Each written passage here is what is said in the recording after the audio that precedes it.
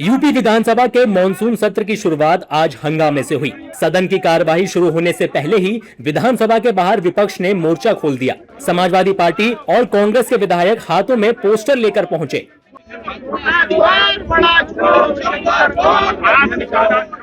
योगी सरकार के खिलाफ जमकर नारेबाजी की। राम मंदिर चढ़ावा चोरी और नीट पेपर लीक को लेकर बीजेपी सरकार पर हमला बोला।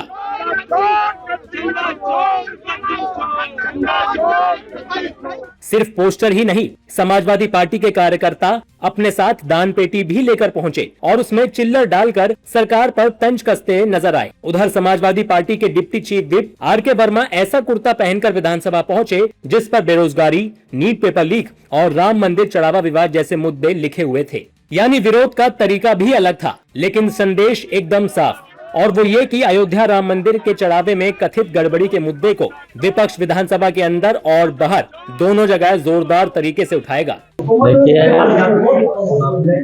भारतीय जनता पार्टी और भारतीय जनता पार्टी के लोग बड़े अधर्मी हैं। इनसे बड़ा अधर्मी कोई हो नहीं सकता है। जो भगवान राम के नहीं हुए तो ये किसी के नहीं हो सकते। जो भगवान राम के मंदिर की चोरी करा ले तो उनके भी नहीं हुए तो ये किसी के नहीं हो सकते। लगातार बढ़ती महंगाई और जो राम मंदिर में चंदा चोरी हो रहा है, पेपर लीक आउट हो रहे हैं, नौजवान बेकार हो रहा है, भाजपा की सरकार नौजवानों पर लाठीचार्ज कर रही है। इन तमाम मुद्दों को लेकर के सरकार को घेरने का हम लोग काम करेंगे। हम ये देखते हैं कि सरकार अपने आप आस्था से लगातार खिलवाड़ करती है। भगवान रामचंद्र जी के यहाँ डाका डाला, उसमें आस्था कितनी धूमिल हुई, ये इनके कितना नुकसान किया आस्था को इन्होंने, करोड़ों करोड़ों लोगों की। भगवान हनुमान जी को ये लोग वहां पर झंडा लेकर नचा रहे थे, ये सारे देश दुनिया ने देखा।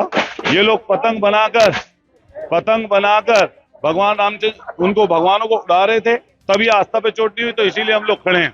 हालांकि मुख्यमंत्री योगी आदित्यनाथ ने विपक्ष को नसीहत दी और कहा कि विधानसभा लोकतंत्र का सबसे बड़ा मंच है, जिसका इस्तेमाल जनता के मुद्दों पर सकारात्मक चर्चा के लिए होना चाहिए। किसान, युवा और महिला,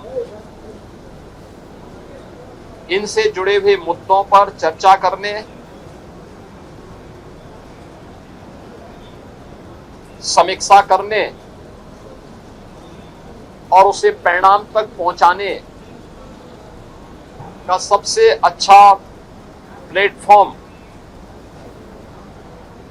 संसदीय प्रणाली में कोई है तो वह विधायिका होती है। इस प्लेटफॉर्म का बेहतर उपयोग हो, यह बीजेपी के नेतृत्व में चलने वाली एनडीए सरकार की सदैव से प्राथमिकता रही है और डबल इंजन की सरकार इसके लिए पूरी प्रतिबद्धता के साथ कार्य भी कर रही है। वहीं बीजेपी ने संसद में पप्पू यादव के साधु के वेश में प्रदर्शन का मुद्दा उठाते हुए समाजवादी पार्टी और कांग्रेस पर भगवान राम के अपमान का आरोप लगाया। आप क्या समझते हैं, सनातन संस्कृत को इस प्रकार से फोड़ता के साथ जनता के समक्ष मजाक करना समाजवादी पार्टी कांग्रेस को भुगतना पड़ेगा और इनको जनता कभी माफ नहीं। के पास मुद्दा क्या है? आप भ्रष्टाचार पे बात करो, आप डेवलपमेंट पे बात करो, और वोट मांग रहे हैं जाति पर, धर्म पर। इनको शर्म आनी चाहिए लोकतंत्र में। बाबा साहब भीमराव अम्बेडकर के संविधान का मजाक बना करके इन लोगों ने रख दिया समाजवादी पार्टी ने। क्योंकि यहाँ मौलाना का पैर पकड़ के पेटे में डाल लेते हैं ना, वही ना है अखिलेश जी, उन्हीं की बात कर रहे हैं ना।